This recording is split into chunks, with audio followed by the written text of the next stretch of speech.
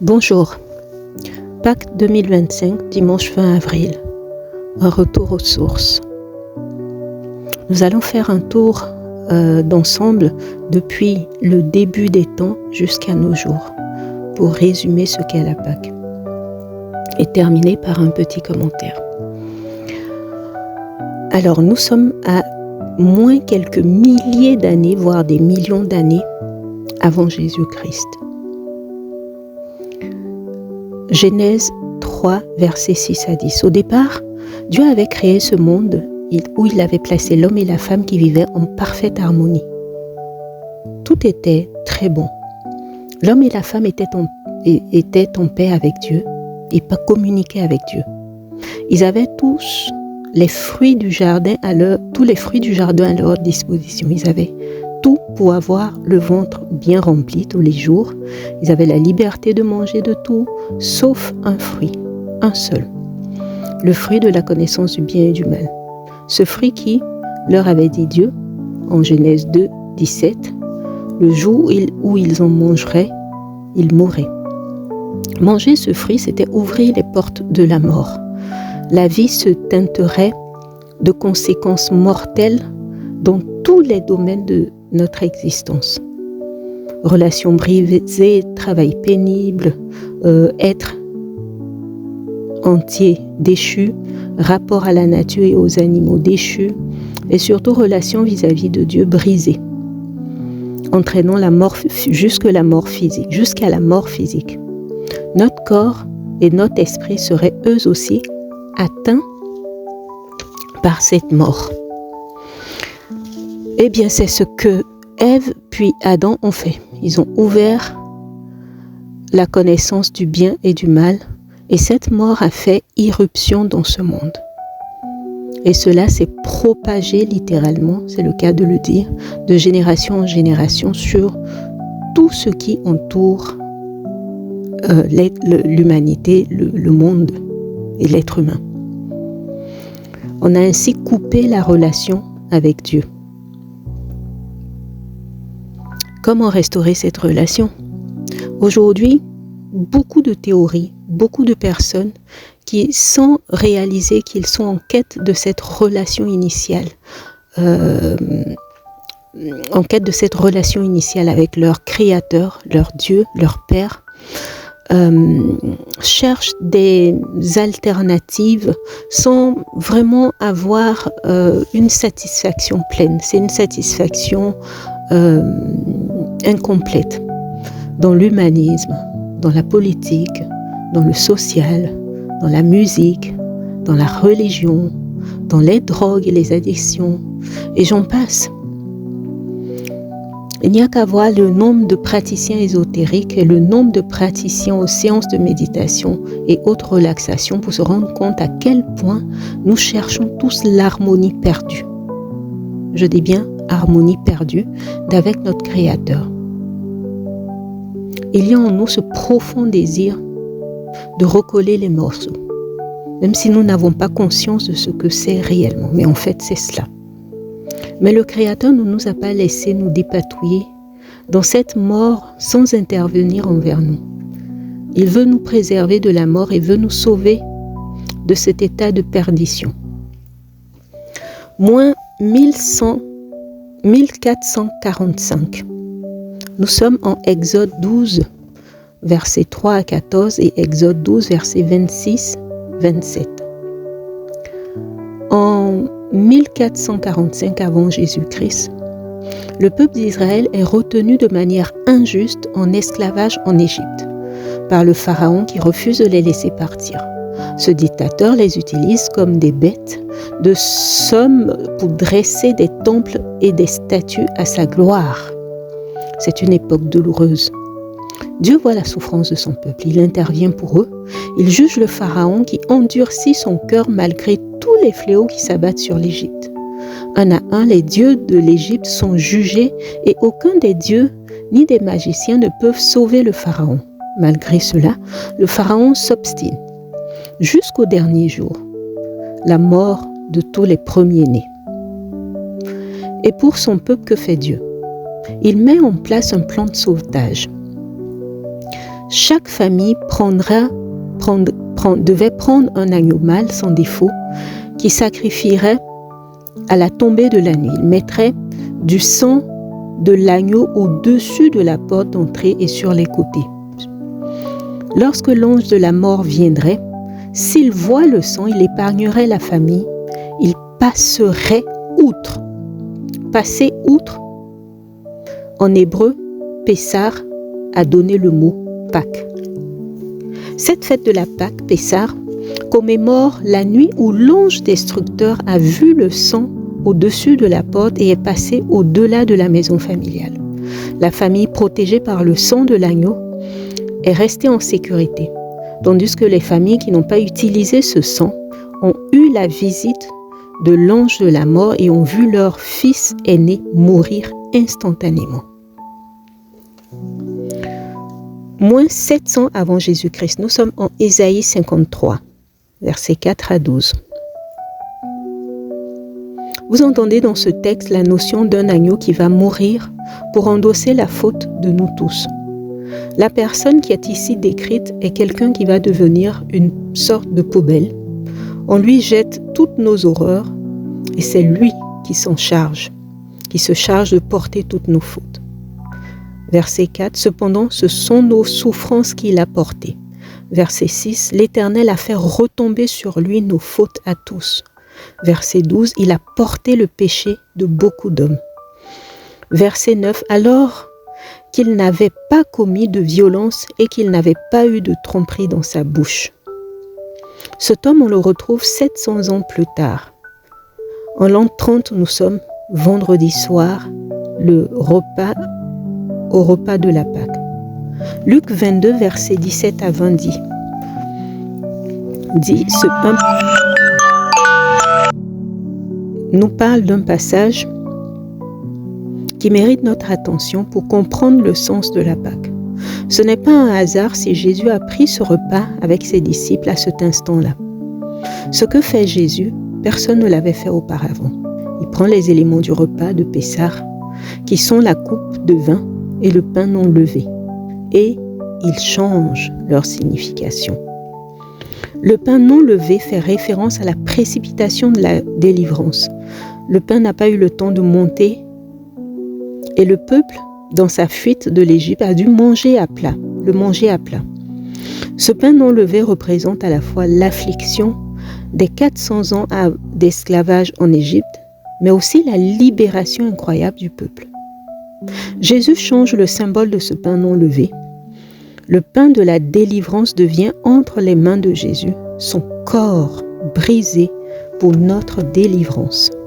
Le pain de la libération de l'esclavage est transformé en corps brisé pour notre libération, notre salut. La coupe de vin que l'on boit au repas de Pessah symbolise pour les Juifs la promesse de la délivrance. Il y a 4 coupes de vin en fait au Seder de Pessah. Et ces 4 coupes font référence aux 4 promesses de libération contenues en Exode 6, versets 6 à 7. Mais il y a une 5e coupe. La 5e coupe de vin, avant de faire la bénédiction après le repas, on remplit une coupe de vin symbolique pour le prophète Élie. Celui-ci vient visiter spirituellement chaque maison juive en ce soir de Seder. Cette coupe, lui, est symboliquement réservée. Dans le texte, Jésus prend cette coupe, la 5e, après le repas, alors que seul le Messie, ce nouvel Élie attendu, pouvait prendre la coupe et la boire. Jésus prend cette coupe et déclare qu'elle est désormais la nouvelle alliance scellée par son sang qui va être versé pour beaucoup. Notre monde brisé aspire à une rédemption. Dieu s'engage à travers son Fils Jésus à cela. Il s'engage à rétablir cette relation brisée en brisant son corps et en s'engageant à rétablir cette harmonie en versant son sang.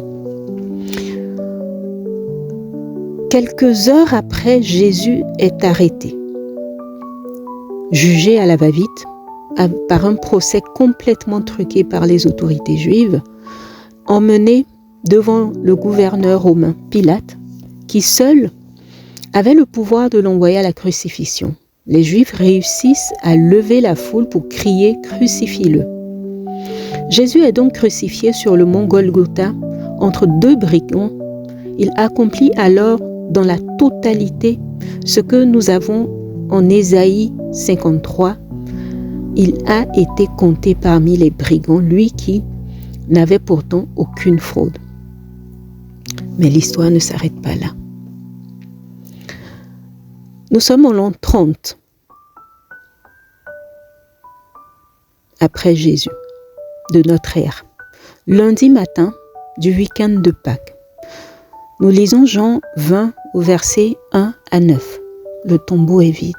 Le corps de Jésus n'a pu être volé puisque le tombeau était gardé par une escorte de soldats. La pierre avait été scellée, cachetée par les autorités. Mais ce qui se passe est extraordinaire. Les femmes qui viennent embaumer le corps de Jésus, comme cela se faisait à cette époque, trouvent la pierre enlevée et de l'entrée du tombeau.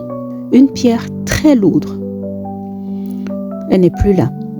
Et puis les disciples trouvent les bandelettes sans le corps. Un détail troublant mais parlant que le texte relève. Le linge qui enroulait la tête de Jésus est à part, comme si le mort s'était assis. Il avait enlevé le linge de son visage, puis se mettant debout, il a enlevé les bandelettes qui entourent son corps en les laissant à terre. Bien sûr, pour les chefs juifs, c'est parfaitement inconcevable et le bruit court encore de nos jours que les disciples ont enlevé le corps de Jésus. Mais si vous lisez ce que les témoins oculaires rapportent et tous les détails qu'ils ont notés, vous lisez bien ce prochain récit. Nous sommes toujours en l'an 30, lundi après-midi du week-end de Pâques. Luc 24, du verset 13 à 27. Deux disciples marchent tout tristes. Leur maître a été crucifié. Jésus les rejoint, mais ils n'arrivent pas à comprendre que c'est Jésus. Ils sont tellement atterrés que leurs yeux n'arrivent pas à imaginer que c'est Jésus ressuscité qui leur parle. Et partant des écrits de l'Ancien Testament, Jésus leur explique que le Messie devait souffrir avant de revenir à la vie et apporter la délivrance, le pardon des péchés à tous ceux qui croiraient en lui. Jésus ne met pas en place une religion. Il a été tué par qui? Des religieux. Une religion est l'ennemi de Jésus. La religion enferme Jésus. Jésus vient pour libérer. La religion contrôlée par un système, contrôle un système. Jésus renvoie chacun dans ses propres responsabilités. Dieu intervient envers nous en délivrant son peuple de l'esclavage d'Égypte. Le repas de la Pâque le commémore. Dieu annonce un libérateur qui va venir se charger de nos fautes pour nous libérer. Jésus prend ce repas de la Pâque et redéfinit les symboles que sont la coupe de la délivrance par son sang versé et les pains de la rédemption par son corps brisé. Il a été crucifié à la Pâque juive. Il est devenu cet agneau qui épargne le jugement du jugement tous ceux qui se placent sous sa protection, comme le sang de l'agneau visible sur les linteaux de la porte. Il y a une belle similitude. Il est venu rétablir notre harmonie avec le Créateur et avec les autres. Il est le sauveur de nos vies brisées. Nous avons tous des sauveurs. Pour certains, un tel ami ou une mère ou la nourriture ou autre chose pour décompresser. Mais Jésus est vraiment au-dessus de tout cela. Il est Dieu, il est unique. Est-il ton sauveur?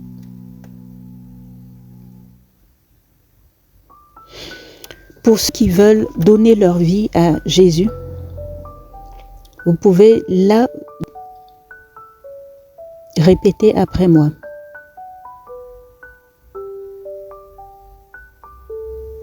Merci Seigneur pour la Pâque. Cette Pâque où tu as livré ton corps, où tu as accepté de souffrir, d'être toi-même l'agneau immolé pour l'humanité. D'être l'agneau immolé pour moi. Je veux te dire merci d'avoir donné ton sang et ta vie pour moi. Je te remercie, je t'accepte comme Seigneur et Sauveur de ma vie.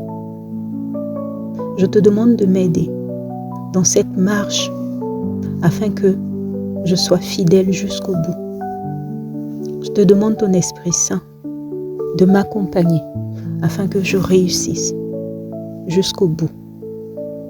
Merci de pardonner tous mes péchés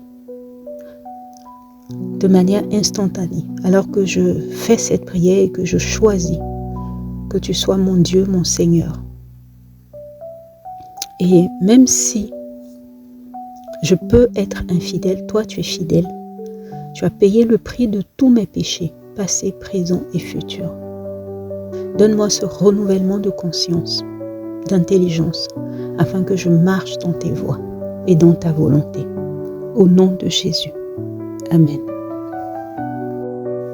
Après cette explication retour aux sources qui retrace la Pâque, pour que nous comprenions la genèse et son sens véritable en cette saison, je voudrais quand même revenir sur l'importance du cœur de cette action. Jésus mort et ressuscité pour le pardon des péchés.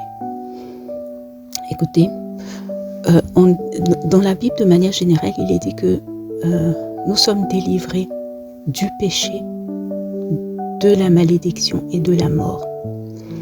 Le péché, pour moi, symbolise tout ce que nous pouvons avoir comme divinité dans nos vies. Et même l'absence de divinité, de fait, fait que nous appartenons à Satan. Il n'y a que deux entités dans ce monde, Dieu et Satan. Ne pas appartenir à Dieu, c'est appartenir à Satan. Même si on n'a fait aucun pacte, même si on vit notre vie de manière simple et selon nos pensées, sans faire le mal et tout cela. Sachez que le péché pour Dieu est déjà dans nos gènes parce que nous sommes héritiers de Adam et de Ève qui ont péché. Donc nos gènes comportent en eux la souche du péché. On appelle péché originel. Donc Jésus est venu nous libérer d'abord de cela. Donc le péché, c'est vraiment notre appartenance à un Dieu. Lequel est-il? Est-ce Dieu créateur de toutes choses, de l'univers? Ou est-ce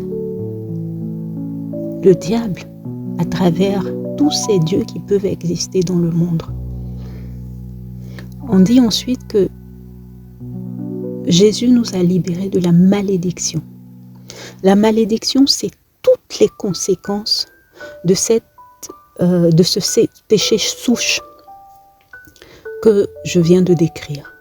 C'est-à-dire la pauvreté, le célibat chronique, les malédictions. Vous savez, on a parlé par exemple de la malédiction des Kennedy. Il y a des familles, on dit c'est une famille maudite.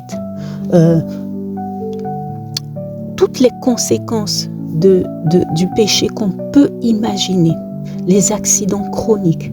Je sais que Whitney Houston, par exemple, elle est morte dans la drogue, dans des conditions pas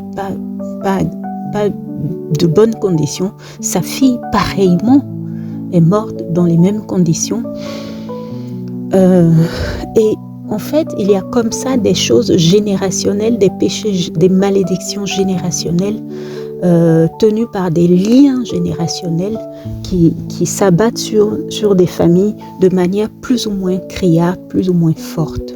Et cela, c'est dans toutes les nations, sur tous les continents. Il n'existe aucun homme, pauvre ou riche, noir ou blanc ou jaune, peu importe la couleur de peau, qui ne soit sous la domination du péché. tous, nous sommes sous la domination du péché.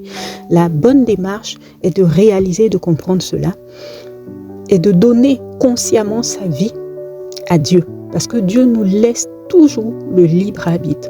Imaginez que vous avez un enfant, que vous enchaînez, que vous liez, que vous maintenez. Ça ne marchera pas. Il vous détestera. Donc Dieu nous a créés à sa ressemblance, c'est-à-dire que nous avons son esprit au fond. Pour peu que nous le voulions, pour peu que nous l'acceptions dans nos vies, nous arrivons à renouer, retisser ce lien, cette relation et à communiquer avec Dieu. Et donc, la malédiction, et Jésus nous a délivrés enfin de la mort. La mort, elle est à tous les niveaux. Au niveau neuronal, au niveau, si vous préférez, spirituellement. Une personne peut être bien vivante, mais aussi longtemps qu'elle n'a pas accepté Jésus ou Dieu comme Seigneur et Sauveur de sa vie, elle est morte. Donc elle vit, mais elle est morte spirituellement. Donc il y a cette mort-là, il y a la mort, je vais dire, de l'âme, et il y a la mort, enfin, biologique. Que nous allons, la mort biologique que nous connaissons, qui est la mort physique du corps. Mais il faut savoir que cette mort-là ne s'arrête pas qu'à l'être humain, à notre être humain, notre être, mais qu'elle s'étend à tous les domaines de nos vies déjà, mais aussi à la nature, à la création. Donc par notre faute, tout ce qui existe, toute la création est sous la malédiction. Donc notre but, la bonne attitude serait de revenir à Jésus et de sensibiliser le plus de personnes pour que les gens aient la vie. Et il y a un passage qui le dit, et la Bible dit, il n'existe aucun autre nom par lequel le monde soit sauvé. Je répète, il n'existe aucun autre nom par lequel le monde soit sauvé que Jésus. Pourquoi? Jésus a vécu réellement. Il est mort, il est ressuscité. Il y a vraiment quelques-uns qui continuent à nier cela, mais c'est un fait historique prouvé. Et d'ailleurs, notre ère, nous sommes en 2025 après Jésus. Notre ère est calée sur Jésus. Alors, c'est vous dire quand même. Donc, les scientifiques, même ceux qui peut-être démentiraient cela, eux-mêmes vivent sur l'ère de Jésus. Ça donne à réfléchir. Donc, je vous encourage vraiment à vous poser et il ne faut pas regarder un homme. C'est Dieu qui nous touche par son esprit. C'est Dieu qui nous a créés, qui nous connaît personnellement. Là, dans le secret du cœur, il nous voit, il nous entend, chacun, où que nous soyons. De quelque religion que nous soyons, quand nous crions au vrai Dieu, que nous soyons bouddhistes, que nous soyons musulmans, que nous soyons athées, que nous soyons du fin fond de l'Afrique, chamans, que nous soyons, peu importe la religion.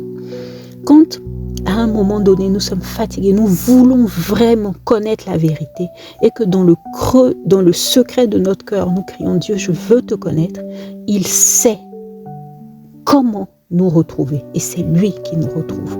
Je vous encourage vraiment à adopter cette attitude d'humilité et de quête personnelle qui est toute simple. C'est pas d'aller lire des multitudes de livres, non, c'est juste Seigneur, je veux te connaître. Si tu existes vraiment, je veux te connaître et laissez faire. Vous verrez, il viendra à vous. Merci.